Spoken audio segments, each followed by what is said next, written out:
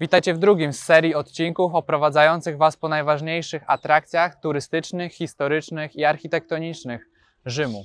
Dziś znajdujemy się przed Muzeum Borghese, czyli jednym z najważniejszych obiektów, które warto zobaczyć w Rzymie.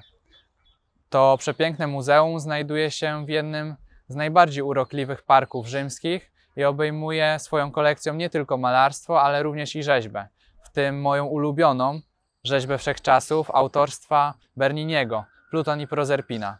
Także już nie mogę się doczekać, kiedy ją zobaczę. Zapraszamy do środka.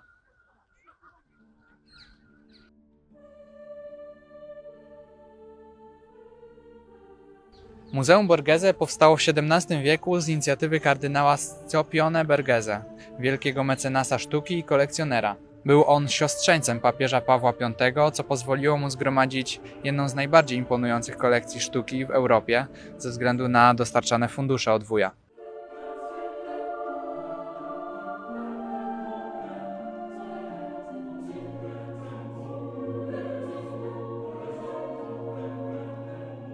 Villa Borghese, gdzie znajduje się muzeum, została zaprojektowana jako miejsce wypoczynku i przestrzeń do eksponowania zgromadzonych dzieł sztuki.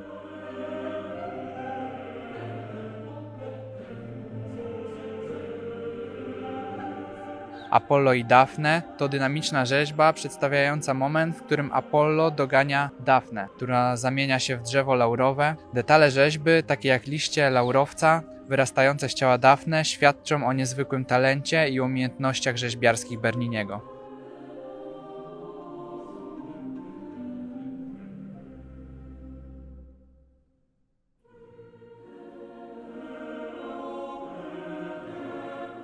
Porwanie Proserpiny to uchwycenie dramatycznej sceny porwania Proserpiny przez Plutona. Rzeźba zachwyca realizmem i szczegółowością, zwłaszcza w przedstawieniu miękkiej skóry i napiętych mięśni w okolicach dłoni Plutona.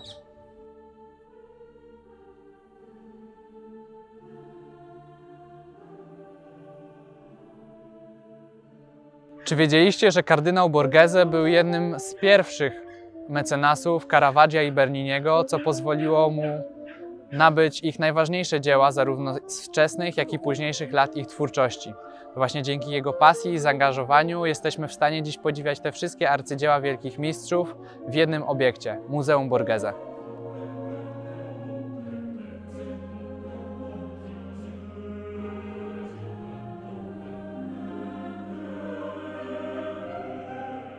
Muzeum Borghese to prawdziwa skarbnica sztuki. Wśród jej zbiorów znajdują się m.in. dzieła takich mistrzów jak Caravaggio, Bernini, Rafael Santi, Tycjan czy chociażby Rubens. Malarstwo Caravaggia, m.in. Chłopiec z koszykiem owoców, czyli jeden z najwcześniejszych obrazów mistrza, który okazuje jego niezwykłą umiejętność operowania światłem i cieniem. Tuż obok znajduje się Dawid z głową Goliata, autobiograficzny obraz, w którym Caravaggio ukazał swoją własną twarz, ale nie jako głowa Dawida, tylko głowa Goliata. Caravaggio w ten sposób chciał ukazać swoją uległość wobec papieża i poniekąd przeprosić go za swoje postępki, o które został osądzony w przeszłości.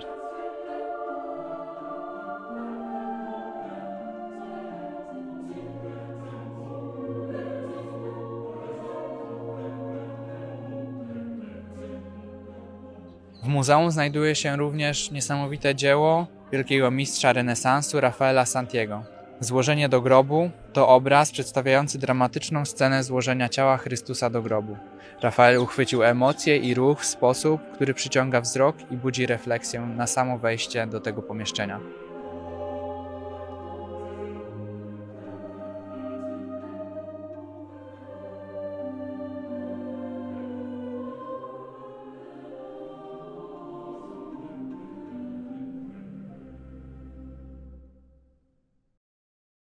Muzeum Borghese otoczone jest przez jeden z najpiękniejszych parków rzymskich, który stanowi doskonałe miejsce na relaksujący spacer po zwiedzaniu muzeum, które kiedyś cieszyło się jeszcze większymi zbiorami, ale na szczęście lub nieszczęście lwia część została sprzedana dla Napoleona, który później wykorzystał te arcydzieła do zbudowania kolekcji Louvru.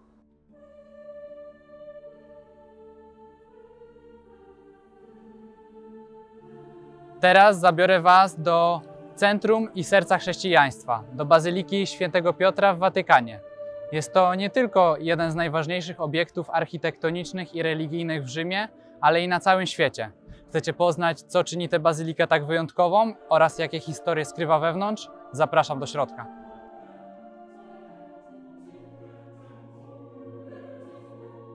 Bazylika Świętego Piotra została zbudowana na miejscu dawnej bazyliki, która w IV wieku naszej ery wzniósł cesarz Konstantyn Wielki.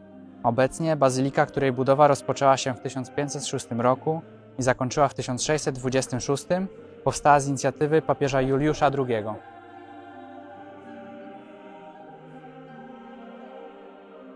Jej długość wynosi 220 metrów, natomiast szerokość około 150. Dzwony się odezwały. Tutaj jest dzwon. Faktycznie. No. Natomiast jeśli chodzi o kopułę, to jest jednym z najbardziej rozpoznawalnych elementów panoramy Rzymu, zaprojektowana przez samego Michała Anioła, także naprawdę wielkiego człowieka, i wynosi 136 metrów wysokości. Zapraszam na górę. Wspinaczka na szczyt kopuły Świętego Piotra to 551 stopni, które prowadzą nas do zobaczenia niezapomnianych widoków na Watykan oraz Rzym.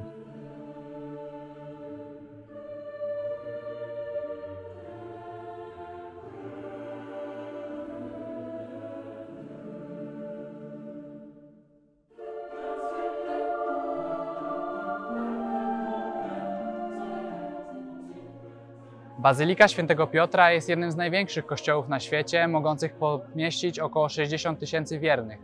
Budowa i projektowanie tak znakomitego, wielkiego obiektu zaangażowała największe nazwiska renesansu oraz baroku, w tym Bramantego, Rafaela, Michała Anioła, Berniniego oraz Madernę.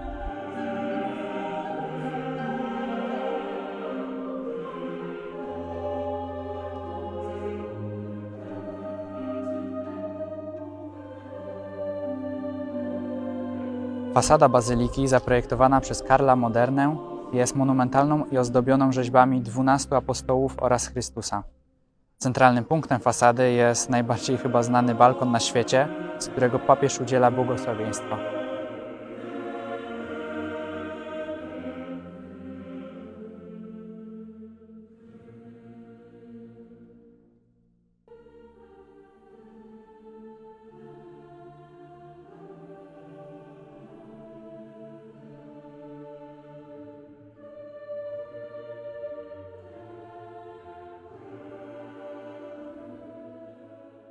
Znajduje się tu wiele znakomitych dzieł, takich jak Pieta Michała Anioła, która zachwyca swoją delikatnością i precyzją wykonania. Niestety teraz jest w renowacji, tak samo jak baldachim nad grobem Świętego Piotra, zaprojektowany przez Berniniego.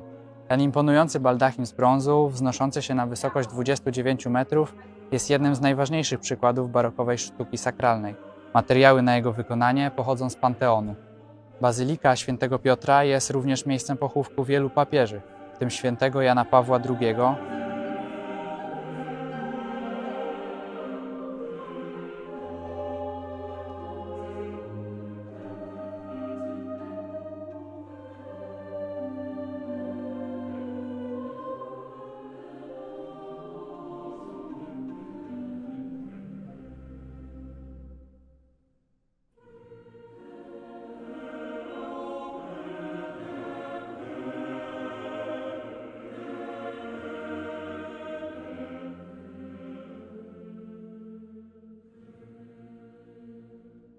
Plac Świętego Piotra przed bazyliką, zaprojektowany przez Berniniego, jest jednym z największych placów w Rzymie. Jego eliptyczny kształt wraz z kolumnadą symbolizują ramiona kościoła obejmujące wiernych. Tak samo jak wierni obejmują sam plac Świętego Piotra, także nie zapomnijcie przyjść tutaj dużo wcześniej, żeby zająć sobie miejsce w kolejce, żeby wejść do tak wspaniałego obiektu, jakim jest Bazylika Świętego Piotra.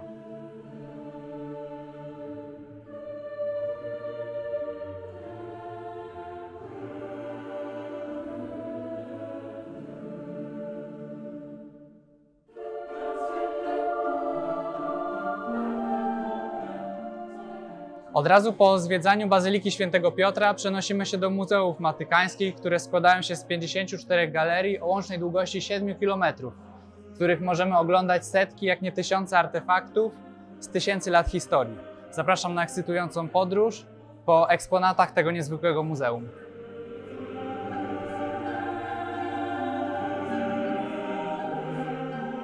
Od razu po zwiedzaniu Bazyliki Świętego Piotra przejdźmy do kolejnego z najbardziej fascynujących miejsc na świecie – Muzeów Watykańskich.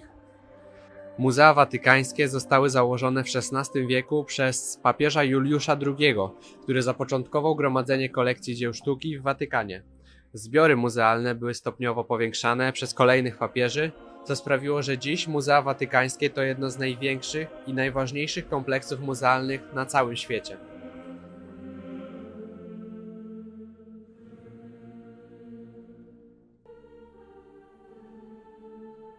To prawdziwa skarbnica sztuki obejmująca dzieła od starożytności do współczesności.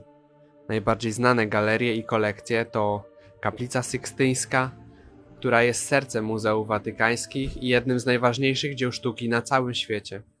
Jej sklepienie zostało ozdobione freskami przez Michała Anioła, które przedstawiają sceny z Księgi Rodzaju, w tym słynne stworzenie Adama.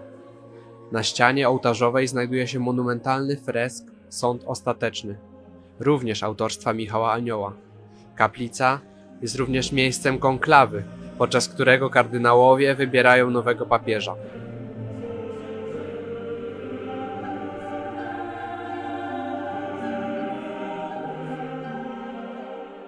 Muzeum, które gromadzi jedne z najważniejszych zbiorów rzeźby starożytnej, w tym słynną grupę Laokona, Apollo Belwederskiego oraz Hermesa z Olimpii.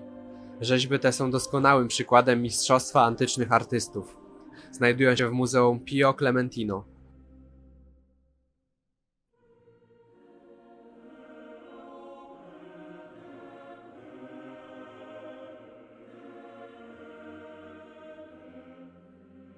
Galeria Map to jedno z najbardziej zachwycających galerii, gdzie na ścianach można podziwiać mapy Włoch i regionów włoskich z XVI wieku. Mapy te zostały wykonane z niesamowitą precyzją i są nie tylko cennym źródłem historycznym, ale również dziełami sztuki.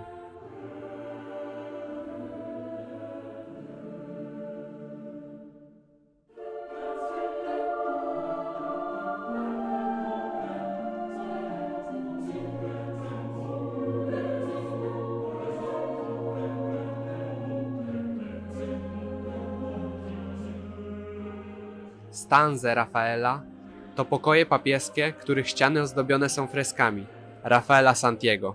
Najsłynniejsze z nich to Szkoła Ateńska i to właśnie dla niej głównie chciałem przyjść do tych muzeów. Arcydzieło renesansowej sztuki przedstawiające spotkanie największych filozofów i uczonych starożytności. To zdecydowanie moja ulubiona praca Rafaela.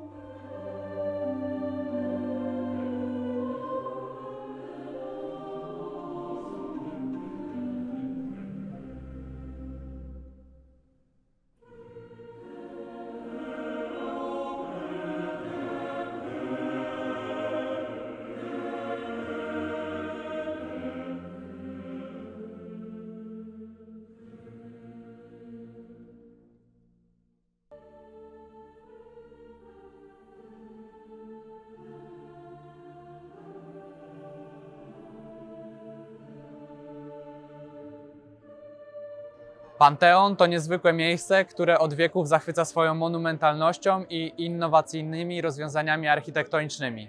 Chcecie się dowiedzieć, dlaczego ten cud architektury przetrwał próbę czasu oraz co sprawia, że jest tak wyjątkowy?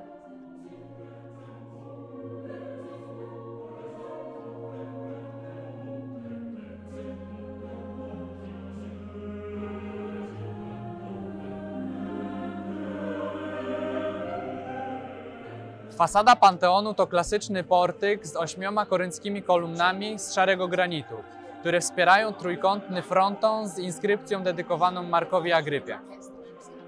Portyk ten prowadzi do przedsionka, z którego wchodzimy do głównej rotundy.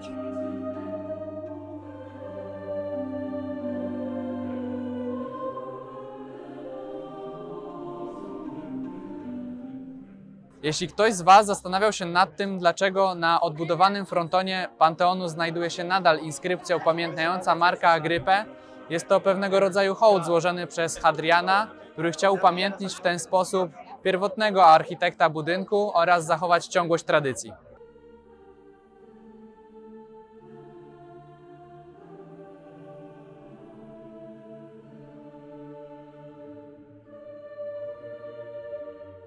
Panteon, czyli świątynia wszystkich bogów, został zbudowany w 27 roku przed naszą erą przez Marka Agrypę, zięcia i bliskiego współpracownika cesarza Augusta. Świątynia w swojej pierwotnej formie spłonęła w 80 roku naszej ery, a następnie została odbudowana przez cesarza Hadriana w latach 120.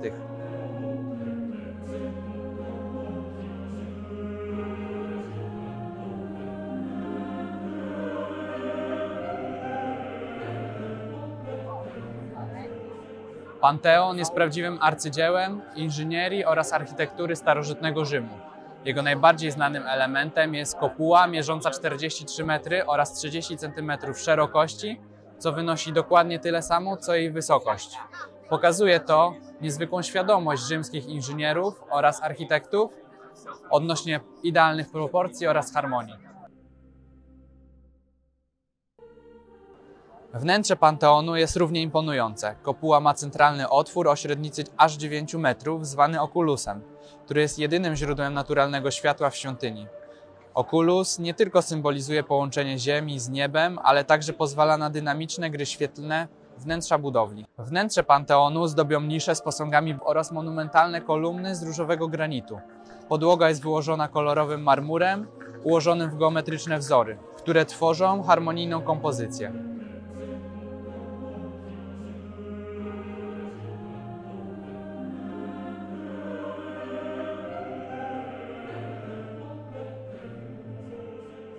Wnętrze Panteonu kryje groby wybitnych postaci, w tym samego Raffaella Santi, jednego z największych artystów renesansu, a wraz z nim złożeni są tam również królowie Włoch.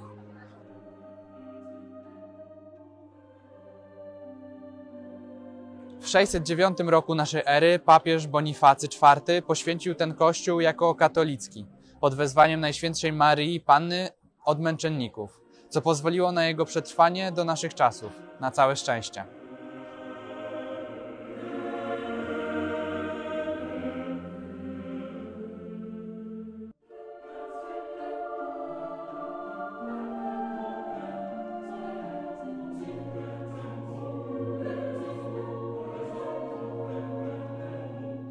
Podczas wizyty zwróćcie szczególną uwagę na detale architektoniczne kopuły, okulus oraz wspaniałą marmurową posadzkę. Usiądźcie na chwilę na ławce, by podziwiać to, co inspirowało przez wiele wieków artystów oraz architektów. Płynnie przechodząc z Panteonu znajdujemy się obok jednego z najważniejszych kościołów barokowych w Rzymie, kościoła świętego Ignacego Loyoli. Ten obiekt nie tylko zachwyca swoją architekturą czy bogatą dekoracją, ale także jest pełny historii związanej z założycielem zakonu jezuitów. Przyjrzyjmy się mu bliżej.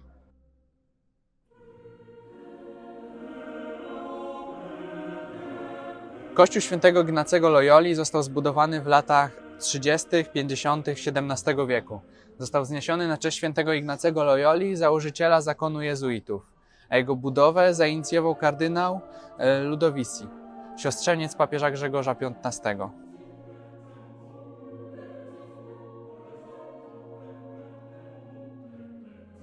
Kościół świętego Ignacego Loyoli to doskonały przykład architektury barokowej, która miała na celu olśniewać i inspirować wiernych podczas swoich eucharystii.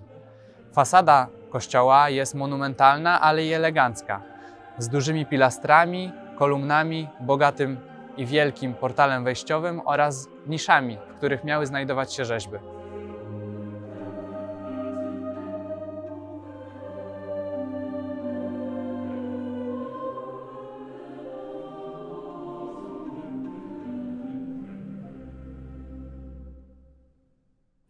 Wnętrze kościoła jest prawdziwym arcydziełem sztuki barokowej, ponieważ główna nawa jest przestronna i bogato zdobiona, z marmurowymi kolumnami i złoconymi dekoracjami typowymi dla baroku.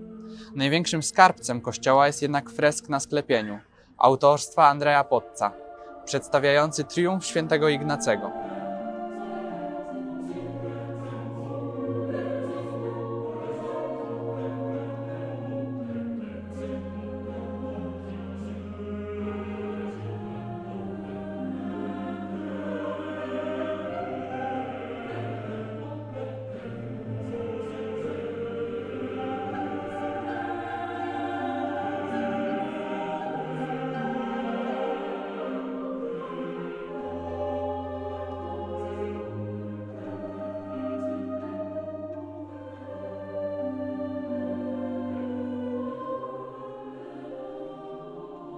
Ten niezwykły fresk tworzy iluzję otwartego nieba, coś na wzór tego, co widzieliśmy w kościele Il Gesù, wypełnionego aniołami, świętymi i alegoriami 4 kontynentów – Europy, Azji, Afryki i Ameryki.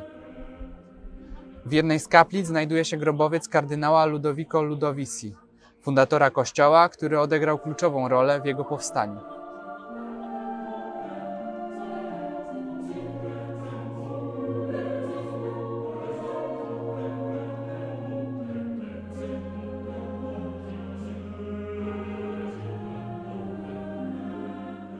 Podczas wizyty w tym kościele zwróćcie szczególną uwagę na iluzjonistyczny fresk na suficie w wykonaniu Andrea Pozza. Usiądźcie na chwilę w nawie głównej, by podziwiać wspaniałe dekoracje i poczuć niesamowitą atmosferę tego miejsca.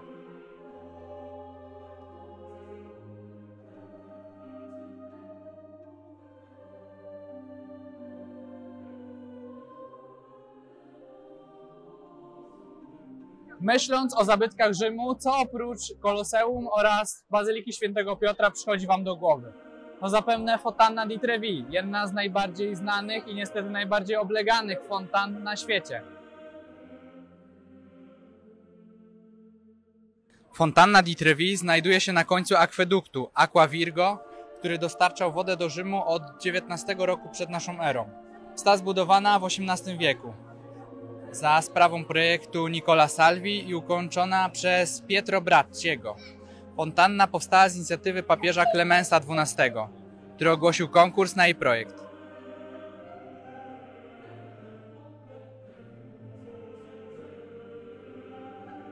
Fontanna jest wkomponowana w fasadę Palazzo Poli, co nadaje jej jeszcze większy monumentalny charakter.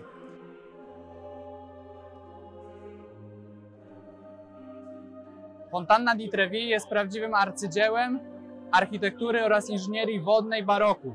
Centralnym punktem kompozycji jest ogromna figura Neptuna stojącego na muszli ciągniętej przez 2 konie morskie, z czego jeden jest bardzo spokojny, zaś drugi niesforny, co symbolizuje zmienność natury morza. Obok niego znajduje się alegoria obfitości oraz zdrowia, natomiast całość uzupełniona jest o figury trytonów.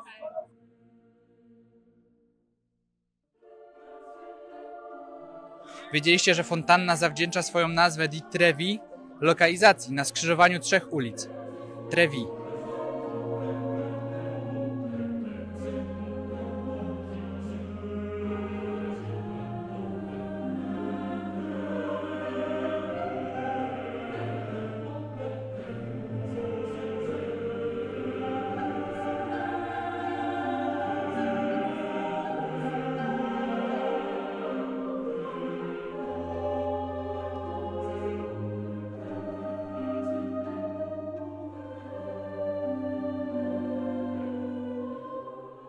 Jako ciekawostkę można powiedzieć, że użyty do jej budowy marmur pochodzi z tego samego kamieniołomu, z którego czerpano materiał do budowy Koloseum.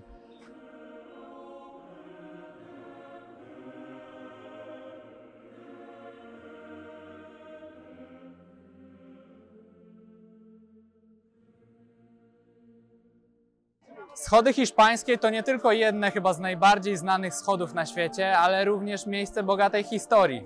Przybliżę Wam teraz, co czyni to miejsce tak wyjątkowym na turystycznej mapie Rzymu. Na dolnym krańcu schodów hiszpańskich znajduje się fontanna o nazwie Barcaccia, zaprojektowana przez Pietro Berniniego, ojca słynnego barokowego architekta Gian Lorenzo Berniniego, o którym była już mowa we wcześniejszych częściach tego materiału. Fontanna ta ma symbolizować powódź Tybru, która odbyła się pod koniec XVI wieku i właśnie w tym miejscu rzekomo osiadły resztki wielkiej łodzi.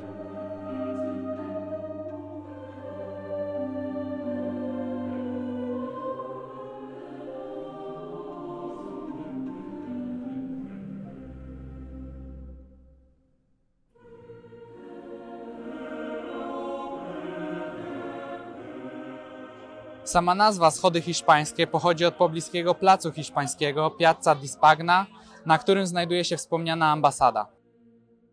Schody hiszpańskie są miejscem wielu ważnych wydarzeń kulturalnych i społecznych, ale głównie modowych. Co roku odbywa się tutaj prestiżowy pokaz mody, podczas którego modele i modelki z całego świata schodzą po schodach, prezentując najnowsze kolekcje najbardziej znanych domów mody na świecie.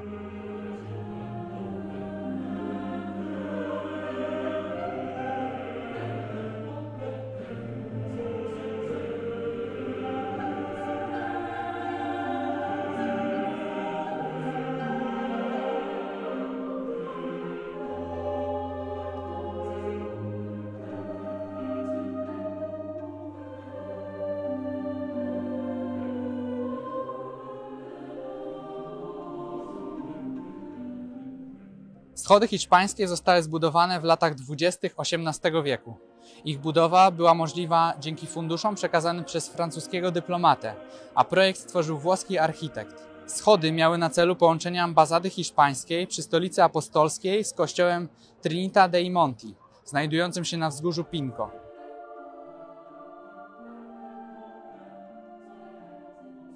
Będąc na miejscu, nie zapomnijcie przejść się po schodach, podziwiając widok na Piazza di Spagna oraz kościół Trinita dei Monti oraz fontannę znajdującą się na samym dole schodów, Barcaccia.